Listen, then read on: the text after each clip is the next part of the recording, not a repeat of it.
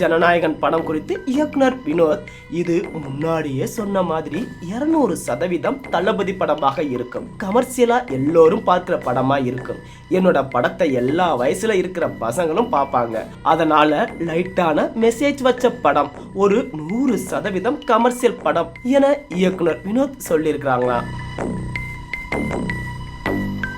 வைதேகி காத்திருந்தால் படத்துல விஜயகாந்தே நான் பெல்ட்டால அடிக்கிற மாதிரி ஒரு சீன் இருக்கு. அந்த சீன் சரியா வருமானு முதல்ல எனக்கு சந்தேகம் இருந்தது. ஏன்னா விஜயகாந்த் அப்போதே பெரிய ஆக்ஷன் ஹீரோ. ஆனால் விஜயகாந்தோ அதையெல்லாம் எதுவும் நினைக்காமல், அதையெல்லாம் ஒண்ணுமில்ல ராதா, நீ அடி என்று கூறி நடித்தார். கதைக்கு தேவையென்றால் அவர் எதையும் செய்வார் என ராதா ரவி நெகிழ்ச்சியுடன் பேட்டி கொடுத்திருக்காரு. நடிகர் மணிகண்டன் நடிப்பில் உருவான குடும்பஸ்தன் திரைப்படம் 10 நாட்களில் பாக்ஸ் ஆபீஸில் நல்ல வசூலை பெற்று வருகிறது. உலக அளவில் இந்த திரைப்படம் 10 நாட்கள்ல 15 கோடி வசூல் செய்துள்ளதாக தகவல்கள் வெளியாகியிருக்கிறது. எத்தனை பேர் கடைசி விவசாயி படம் பார்த்தீங்க?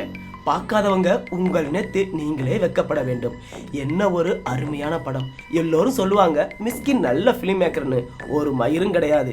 என்னை விட 100% சிறந்த இயக்குனர். படம் பார்த்துட்டு மதுரைக்கு போய் அவனுக்கு மாலை போட்டு அவன் கையில முத்தம் கொடுத்துட்டு வந்தேன் அப்படின்னு மிஸ்கின் பேசியிருக்கிறாரு. நான் பிகாம் 3 வருஷம் படித்தேன். அதுக்கப்புறம் வெற்றிமாறன் என்கின்ற யூனிவர்சிட்டியில் விடுதலை என்கின்ற டிகிரியை 4 வருஷம் படிச்சிருக்கேன் அப்படின்னு நடிகர் விஜய் சேதுபதி சொல்லியிருக்கிறாரு.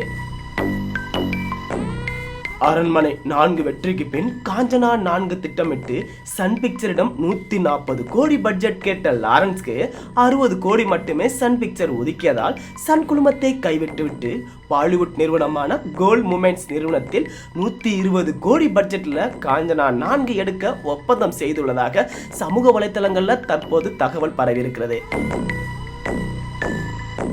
வசூலை தாறுமாறாக அள்ளிய மார்க்கோ பட ஹீரோ உன்னி முகுந்தன் பராசக்தி படத்தில் இணைஞ்சிருக்கிறாரு. பேன் இந்தியா படம் என்பதால் ஷூட்டிங் முடியும் வரை டாப் ஹீரோக்களை தேர்வு செய்து வருகிறார் சுதா கொங்கரா. நான் மருத்துவராக இருப்பதால் சினிமா துறையில் நல்ல நிலைக்கு வரவில்லை என்றால் மீண்டும் மருத்துவத்துறைக்கு போக வேண்டும் என்று அப்பா நிபந்தனை விதித்திருக்கிறார் அப்படின்னு அதிதி சங்கர் கூறியிருக்கிறாராம். படம் சலிப்பா இருந்தா அவர்கள் உடனடியாக கவனத்தை இழக்கிறார்கள். அதனால் நான் சலிப்பே ஏற்படுத்தாதவாறு விடாமுயற்சி படத்தை உருவாக்கியிருக்கேன் அப்படின்னு மகிழ் திருமேனி சொல்லியிருக்கிறாரு. மணங்கான் படத்தை தொடர்ந்து தனுஷ் இயக்கத்துல வெளியாகும் இட்லி கடை படத்துல முக்கிய கதாபாத்திரத்துல நடிக்கிறாரு அருண் விஜய்.